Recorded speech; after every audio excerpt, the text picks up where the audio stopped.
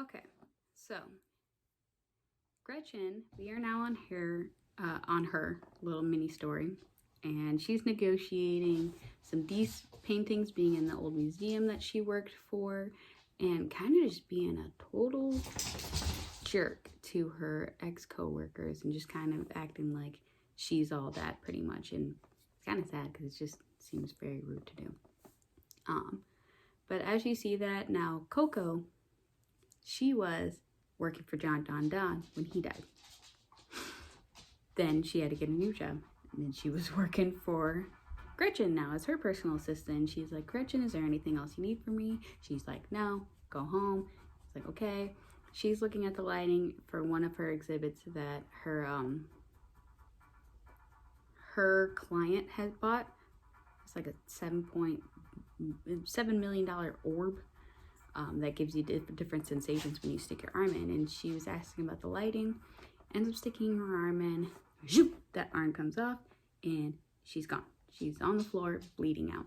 Next morning you see Coco, who finds her screaming, and there's kids playing in the blood because they thought it was part of the exhibit. It was kind of a morbid scene when you think about it. It's just like, ugh, God, like what teacher? It's like, oh my God, yes, it's the art exhibit. Go play around, slosh the fake blood about. Even then, I would be like, don't let your little elementary school students touch this. And they're like private school kids because they're all wearing like uniforms. So very, very discerning, okay? So now everyone hears about that and they're all getting really freaked out. Like, why is everyone dying? It's not good. You see at this point, once Gretchen dies, that Morph is going to see Josephina, and Josephina has now got this power that she didn't have beforehand, and that pretty much Morph and Redora gave to her through the essence of selling all of the Federal Beast art. And you see he's coming to, look for some comfort with Gretchen dying. They were really close. And Josephina has Damrish over. He's making eggs in the kitchen with his shirt off. And he's like, sorry, man. I did not know. She did not tell me that y'all's was the thing. She made it seem like, but he's like, oh, are we really done? Like, are we, Morph's like, are we really done? Josephina's like, I was never particularly interested. Like, this lady, drives me bananas. And Morph even did notice that some of the art went missing, even though Josephina and Redora didn't tell anyone. Morph did notice because Vector D's numbered the art, and he saw that there was a big split. Anyway, coming back. So now Josephina's like, you gone, don't care about you, blah. And now Morph's really freaking out. He's like, okay, I gotta let people know about this. People are dying now. Like, this is not okay. And he's like, okay, Redora, you need to stop selling it. Anyone who is making money off of this artwork, stop, Storm, whatever, stop doing it. Like, it's gonna come for all of us. And of course Redora's like, whatever. And he's like, no, I'm writing an article about it. Like, everyone's gonna know, and then you're not gonna be able to sell your art. So Josephina and Redora power start selling the art to get it out so they can just make as much money as they can before Morph's article comes out. Morph hires Coco next, and he's like, I need you to, here are my keys, here's this, I'm gonna be putting art in it tonight, I need you to get rid of it at some other point in time, like, I need you to do this. And you also find out in this moment that Coco's like, hey, you know why Redora was able to know what you were gonna buy next? It's because Redora was paying Ed to give intel to her when you had decided you liked something in all of the articles that you're writing. So man, Morph feels even more betrayed. Like, oh, are you kidding me? Like, this guy didn't even love me. He just was getting a paycheck on the side. So whatever, like, he's just, you could just see he's drained. Like, it's done. He's just so not happy about this anyway. Well, Damrish wants to go to this dive bar where his old collective was. And there, she's like, can we get out of here? Like, this place is grimy and gross. Like, just being real snooty. And he's like, actually, nah, honey, I'm done. I'm going back to my collective. I just don't think Redora is where I want to be at right now. So, like, peace. And she's like, whatever, you're trash anyway. And goes outside and her car's blocked. So she has to wait for a tow truck to come. On the back wall, there's this mural that's painted that suddenly turns into an art building or art exhibit. And so she walks in and is like, I just need to make a phone call, like, if you guys don't mind. And so she calls Redora and tells Redora, you know, Damrish is out, like, what are we gonna do? And she's like, it doesn't matter, like, it's good for him for going back. And at this time, you simultaneously see Redora about to be killed, and then you see Josephina about to be killed. So in Josephina's atmosphere, you see the artwork start melting, and it's going to the ground and flowing straight to her feet and starting to go up her legs. Not her clothes, just like her actual skin. So you see that, and at the same time, you see Redora chasing after her hairless cat, and this huge statue that's outside is starting to get tilted back and forth. So Redora is able to move out of the way and not get killed. However, Josephina is overcome by the pain, and it goes in her eyes, her mouth, and consumes her. And what you see the next day is, or not the next day, but the next scene is Josephina kind of like screaming, her hair kind of flying out, but she's part of the mural now. So now she's become part of the art. So again, this is where my issue of like, does like Vetral Dees, as soon as you start benefiting off of his things, like, are you cursed? Is the curse stuck to you? So any art you try to configure yourself with is now tainted. I don't know. Anyway, so after, and yeah, okay, so during all these things, you see the next day, Redora is showered. She's like, oh my God, I almost did that. She now knows that Josephina is mysteriously gone. They can't find him. And Morph goes to his storage unit and discovers that deactivated Hobo Man, the robotic piece that he gave such a negative critique because it wasn't sold. It got put in storage. Well, it comes to life, starts chasing him, and you know, towards the end, even though Morph is pleading, saying like, I tried, I'm really trying, I don't want, you know, even though he tried to go on the right path, he gets his neck broken. Okay, well, next morning, poor Coco, this poor girl, classic line when she sees all this crap. I mean, she's found everybody so far. Like, also, does that not make her look super sus? Like, I would, if I was a cop, I'd be like, how'd you end up in all the murder scenes and you're the one that discovered all the bodies? Like, I would just be so angry at that time. I wouldn't even want to work in that area anymore. But so she has this line, she drops her coffee and she's like, F me. It's just like, I just feel for her because it's just, oh my God, like I can't imagine being the one that have to see that yet again. So Redora now believes that everything is connected and she wants it all out of her house. So she gets everybody to move everything from her house that was Vetral Dees removed. Get it out. I think it said 33 pieces when the guy came and checked with her. It was 33 pieces that she had acquired and put in her home. So got it all out. And one of the last pieces that you saw that was hung in her bedroom was of a woman wearing white with a cat sitting next to her, and then this kind of shadow moving, like the sun was on the other side of that statue kind of thing. Well, you see her trying to go out, kind of mourning the loss of so many people, and she sits down and you see the sun kind of casting shadows on things in front of her, and her cat comes up and sits next to her.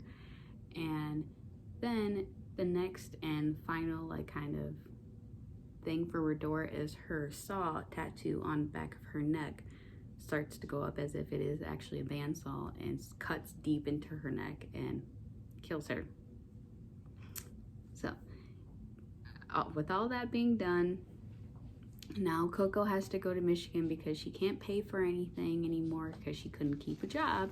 Not that it was her fault, but she couldn't keep a job. So as she's leaving, she has Vetral Dees' cat, because she was given the cat by Josephina, and you see that Coco passes a street vendor that has Betelgeuse's paintings for selling them for $5 a piece.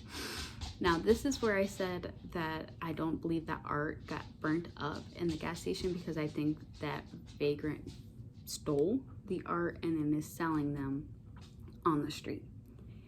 And I think you're either supposed to get the feeling that this curse will continue because he's selling the pieces, but that's what I don't know, if it's like he's selling it for benefit. So yeah, that the street vendor could probably die, but the people buying it, they're $5. They're like, oh yeah, this stuff's cool. I don't know if they're at risk of being killed by the curse because they're just buying it to admire it.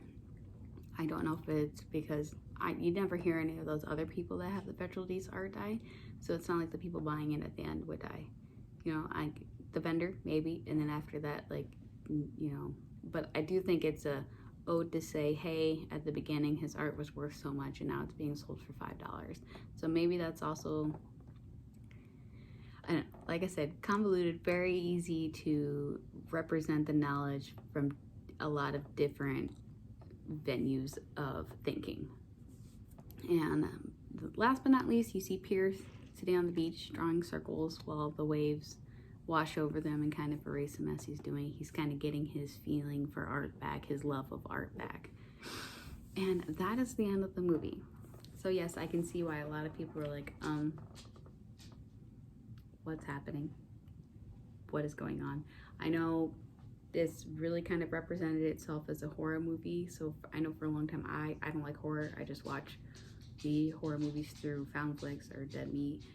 And that's like my version of watching it. And if it's a really good, like a black comedy or a horror comedy, then I definitely watch it. Like Cabin in the Woods, I loved that movie. This movie, I absolutely loved. Got a kick out of. I mean, it's not really comedy, but it's not horror.